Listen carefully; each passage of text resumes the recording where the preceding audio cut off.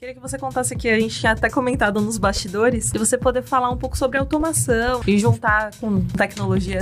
Qual é a sua opinião sobre a tendência e industrial de automação no Brasil? É inevitável. Imagina, no terminal de container, eles são conhecidos como manual, semi-automated ou full automated. E basicamente a diferença é a posição do operador de RTG, que são aqueles Rubber Tired Gantry, né, que são os equipamentos sob pneus que fazem a armazenagem dos containers no pátio. Então, se ele é manual, significa que para cada equipamento, você tem um operador na cabine. Então, o operador ele tem que se deslocar, ter o equipamento no pátio, subir. Esse equipamento não tem elevador, ele tem que subir de escada. Então, ele opera às 6 horas naquele ambiente, naquela cabine, né, isolado ali. O semi-automated, você traz essa operação para uma sala. Então, o operador ele não precisa mais ir para um ambiente externo, então ele vai para um ambiente muito mais seguro, mais ergonômico. O cara não trabalha isolado, ele vai trabalhar, né, como a gente está aqui, cada um operando, né, os seus equipamentos. E ele pode ser desde um operador para um equipamento, mas pode chegar até de um operador para 4 equipamentos. E assim, aí o que vem de positivo com a automação, que esses equipamentos eles passam a ser elétricos. Tem o plus, né, de ter uma redução de emissão de carbono, que é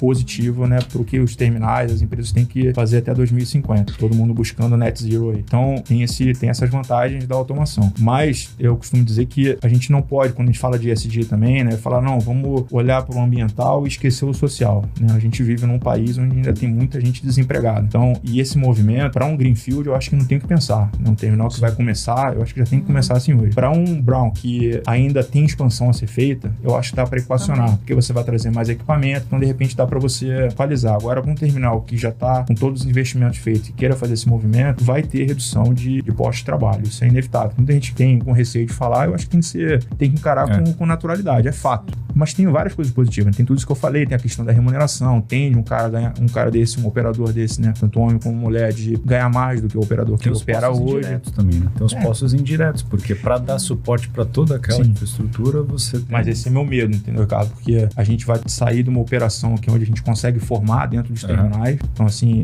por exemplo, Itapoá, a gente tinha formação, né, BTP, tem simulador. Então, a gente tinha um pipeline de formação, né, o tempo inteiro para você ter sempre gente pronta. E, de repente, para esse tipo de mão de obra, você, hoje tem dificuldade, né, de desenvolvedor. Então, uma mão de obra que a gente hoje peca um pouco na formação técnica no país. Então, peca muito. Para fazer esse movimento, tem que ter essa avaliação de risco, de falar, cara, isso varia de região para região. Tem regiões, de repente, aqui em Santos é tranquilo. Mas se você está buscando um terminal lá, né, de repente, no Nordeste, mais no extremo sul, ou será que aqui eu vou ter essa mão de obra que eu preciso, né? Não, hoje em dia não está tendo em lugar nenhum. O déficit é tão grande que mesmo com a crise de desemprego que já está acontecendo, né, a crise acaba afetando, mas não muito o setor de TI, né? A gente tem visto aí demissões em massa das gigantes de tecnologia, mas a maioria dos cargos são cargos administrativos, nem são de tecnologia, né? Porque a déficit é muito grande.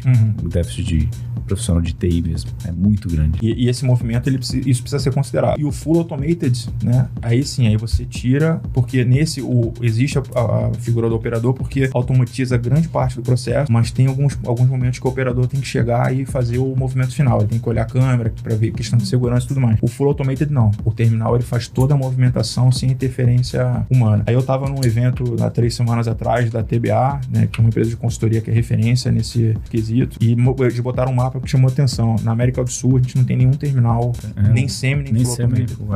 São 65 terminais, mais ou menos, aí, acho que mais em torno disso no mundo. Tem ou é semi ou é full, mas na América do Sul não tem nada. Então, isso é um ponto a ser considerado. E as empresas estão indo com muita sede ao pote. Eu acho que tem que fazer, mas precisa ser feita uma avaliação de risco bem criteriosa para não entrar numa onda de todo mundo fazendo, a gente tem que fazer também, porque tem que realmente se embasar. Um monte de terminal não tá nem o gate automatizado. Nem o gate, né? É uma caminhada, é uma jornada, a tara de ter o título de ser semi-automatizado ou automatizado, mas tem um caminho longo aí. E assim, não é tira tudo e coloca tudo, é um processo... Tem toda uma metodologia para fazer e não existe solução barata. Não existe atalho. Você vai piorar a tua performance no começo, a gente foi lá pra Rotterdam, a gente foi na PM lá, aí mó show, né? Aí performance dos caras era baixa. Não era baixo igual um terminal de performance alta. E depois a gente ficou, tudo full automatizado, que não tem ninguém, não. E o Riffer? Os caras, não tem... E tem uma questão nossa que é cultural também, cara. Eu vejo que nós aprendemos nos condicionamos a trabalhar com os terminais sempre cheios. É isso que eu também comentar. É sempre cheio, é muito cheio, né? Não é pouco cheio, é muito cheio. Então, assim, não dá, quando a gente vai para até mesmo sistema. Você pega um N4, então Opus, né? Eles começam a perder eficiência quando o terminal está muito cheio. A partir de 80%, pesquisas operacionais. Não, já começa a dar sem alocação. A partir de 80% já.